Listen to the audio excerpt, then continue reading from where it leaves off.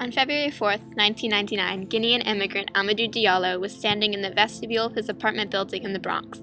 4 policemen were patrolling in an unmarked car looking to catch a serial rapist that had been in the area.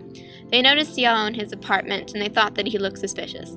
As they approached him, he began to reach into his pocket. "Gun!" yelled one of the police officers. "He's got a gun!" In the next 8 seconds, the police fired 41 shots at Diallo. 19 of the bullets hit home. Diallo died of his extensive gunshot wounds at the scene. The police searched him and discovered his wallet, but there was no gun to be found.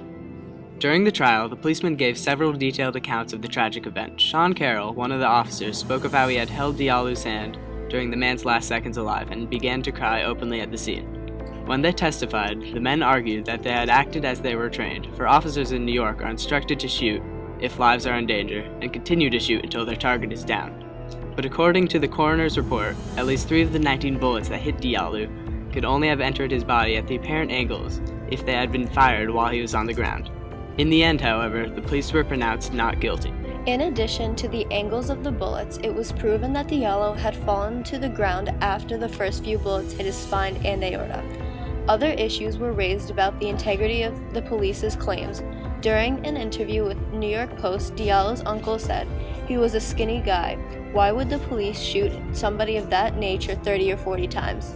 However, Rudy Giuliani, the mayor of New York City at the time, attested that the verdict filled him with profound respect for being an American. Therefore, it is clear that there was more to the story than just a misunderstanding. Perhaps the Diallo case brought back painful memories from December 4th, 1969, when the Chicago police raided Fred Hampton's apartment and fired 45 rounds at the 21-year-old head of the Black Panthers, killing him in his bed. While authorities claimed that the Panthers had opened fire on the police who were there to serve a search warrant for weapons, evidence later emerged that told a very different story. In both cases, the police blew holes through 2 innocent men out of fear of armed revolt. When the police saw Diallo looking suspicious and watched him reach into his pocket, they immediately jumped to conclusions and opened fire. The police raided Hampton's apartment for fear of the violence and guns that were perceived to be the core of Panther Valley's.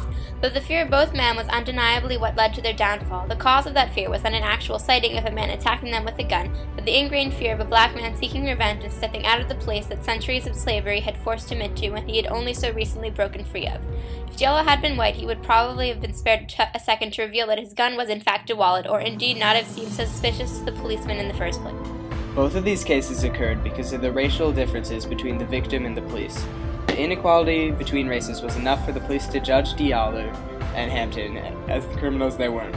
Though in modern times racism is agreed to be detrimental to society, the inbred prejudice of white communities is unconsciously pervasive to the point that common sense and good conduct may turn into dangerous and offensive actions.